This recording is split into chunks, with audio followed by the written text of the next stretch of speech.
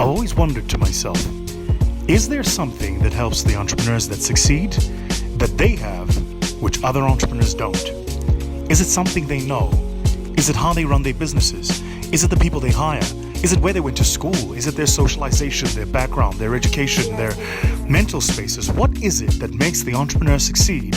Welcome to my masterclasses, where I share with you everything you need to know about how to become a high-growth, high-scale entrepreneur.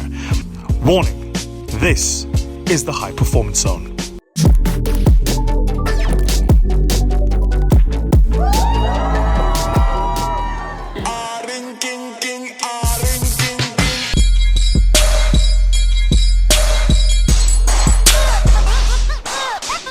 Yes, ma'am, quickly. Speak up. I run a business that facilitates dating tournaments. So I work with companies that want to invest in community development. So I have two questions.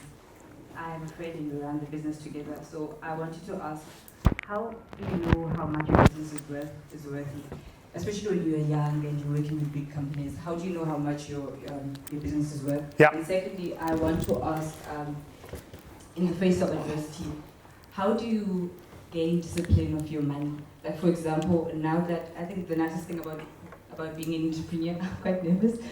I think the nicest thing about being an entrepreneur is that you get money easily in your account. So I come from Mikuguletu, right? So when I go home, is that I get that my mother would say, we've run out of sugar or something like that. So I want to know, how do you gain control of your finances, and especially when you're still young and you have money into your account? So how do you not say, oh, okay, I have like 50,000 rand in my account, and how do I not buy a boat from Converse or something like that? Yeah. Your question is the easiest to answer. It's the way you're asking the question that's incorrect. It's not your account, it's the business's account. So, there's a reason. That's not a clapback, that's a fact. There's a reason when you create a company, you go to the CIPC and you register it. It's because by law, a company is a juristic entity. Like you, it has a life. It's a human being. It exists. And in effect, what you're doing is you're drawing its blood supply to keep you alive. You're committing murder. You just won't go to jail for it. But you might end up at a sequestration or liquidation court, right? So your question is, but it's very important, which is the business is there, the money is there. How do I make sure I don't kill it? The answer is actually not that complex. You've got to have a way of separating you from the business. Here's a comment earlier. So I have a person who does the finances in the business. Every month I get a list of people to pay salaries. One of them is my name. And I pay me a salary. It's hard, eh? You're like, but there's... You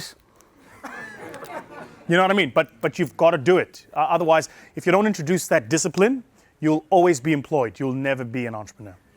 Okay. The second question was around, how do I create value in my business? How do I know how to price my business? Do you know what is the best price for your business? It's expensive plus one. When the customer says, ooh, it's expensive. Yeah, take that, add one. That's the price. Remember, expensive is nothing more than the layperson's way of saying I can't afford it. Okay, so you're not always expensive, you're just not targeting the right people. Yeah? So what I'm saying to you is, how do you know where to value your business? There are a couple of ways to do it. Check what other people do what you do, see what the average price is, etc., etc. But then you've got to make a decision about what you think is the value of what you do, and you've got to stand by it. Through the winters, we increased my price in South Africa this year, I think by 25%. In a market where people are losing jobs and the economy is in technical recession, you're increasing price by 25%? Yeah. Is it negotiable? No. And we stand by it. And if a customer comes and says, we want you, but, and I go, I'm so sorry, how much did you want to pay? But they want to pay, will you do it? Stand by the integrity of your price, right? There's a video I did that went viral. When somebody walks into Lamborghini and says to Lamborghini, it's expensive. Lamborghini will tell them, how do you know? And they'll say, because Toyota is X price.